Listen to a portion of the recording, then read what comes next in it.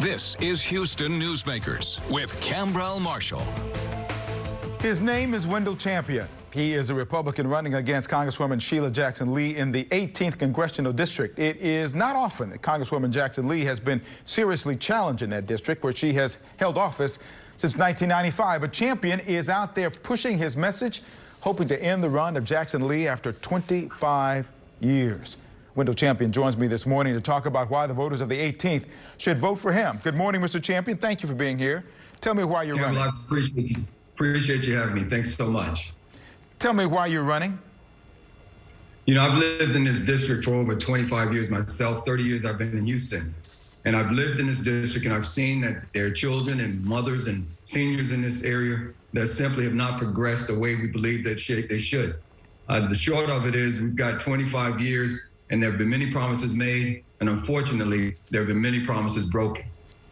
So in this case, with those 25 years and those 13 previous elections, Congresswoman Jackson Lee has never gotten less than 70% of the vote, and sometimes even got close to 90%. What's different this year, do you think? Something about the environment, or something about what's going on this year that makes it better for your chances?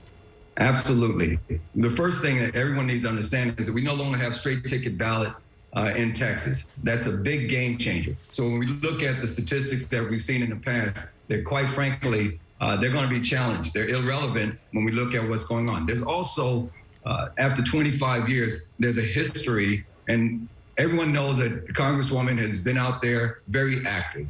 And she says that she's a fighter, and everyone says she's fighting. I suggest to you that fighting is simply not enough. We've gotten to the point where fighting doesn't equal winning. We have to look at the results. And so it is time that we have to get someone in there that's going to really be a champion for the people. I see what you did there, by the way. Tell me something that you would do that she has not done that's going to make a difference for the 18th. Yeah. You know, real quickly, we need to have job training, opportunity training. We need to have a connection between the young men and young women in the industries that are in the area. We live in the largest oil patch in the world, or the largest oil industry. We have the largest medical center in the world, and yet we're not seeing children coming from our 5th wards, our Acres Homes, our Galena Parks, our 3rd wards. We're not seeing them making that transition. I have already begun to make contacts with people in these various industries, and we'll be able to bring people to jobs and jobs to people. Since you are the Republican in this race, I assume you support the policies of President Trump. Tell me, and what do you tell the people in the district, where you and he are in lockstep in terms of what you want to accomplish? First of all, I'm going to say that no one is ever in lockstep with anybody. If they are, then they're not being leaders, they're being followers. I happen to be a leader. That's number one. Number two, when we talk about parties, we have to be careful not to get stuck in the party politics, the labels that are placed on us, Republican, Democrats. None of us were born Republican nor Democrat. When I look at my birth certificate, it doesn't say Republican. It doesn't say Democrat. And neither does it for anybody else. We have to look at the person and not the party. But not to sidestep your question, are there results that the president has had that really should resonate with our community? The answer is yes. Do we always like the way he presents things? The answer is no. But all that aside, we don't always have to like people, but we do need to look at the results. And in this case, in this district, it's the same thing.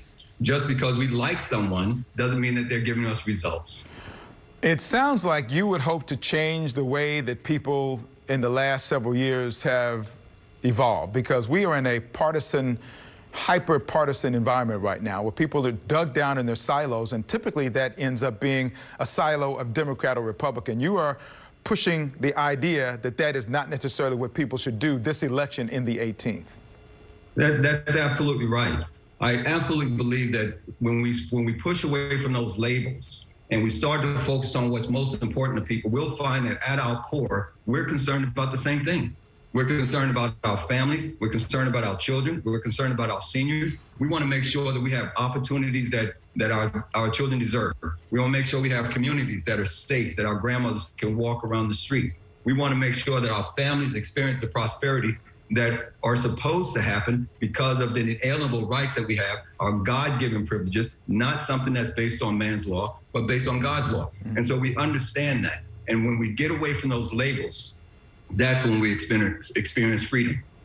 Bob Woodward has a book out that has a president on tape saying that he intentionally downplayed the severity of the coronavirus.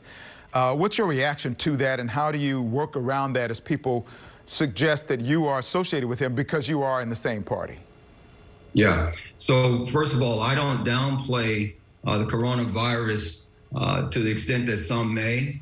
I work at the sheriff's office right now, and I've had to go out to homes and deliver food to officers and their families, and I've seen the fear in folks' eyes. I've experienced firsthand people that were literally wishing they were dead and about to die, as well as folks who have died. So is there something going on? Yes. Do we have all the information? No.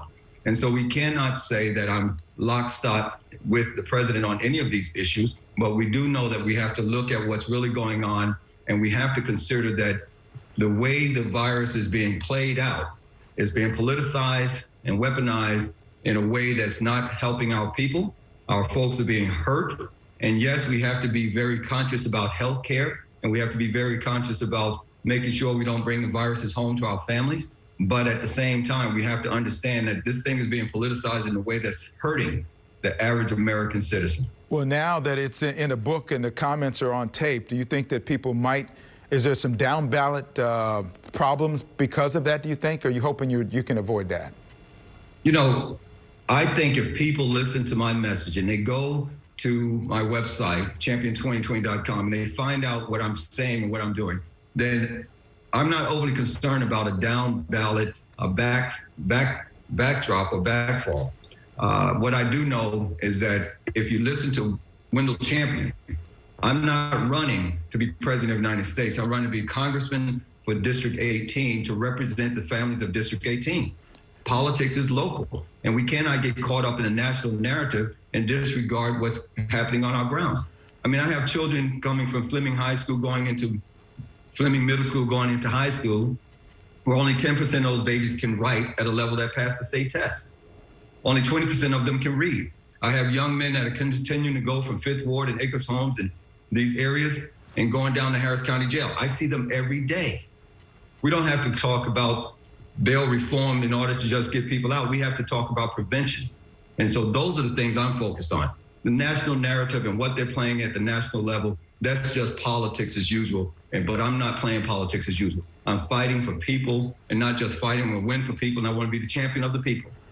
Wendell Champion, thank you for your time this morning and your willingness to go ahead and be available to serve the people of the 18th Congressional District.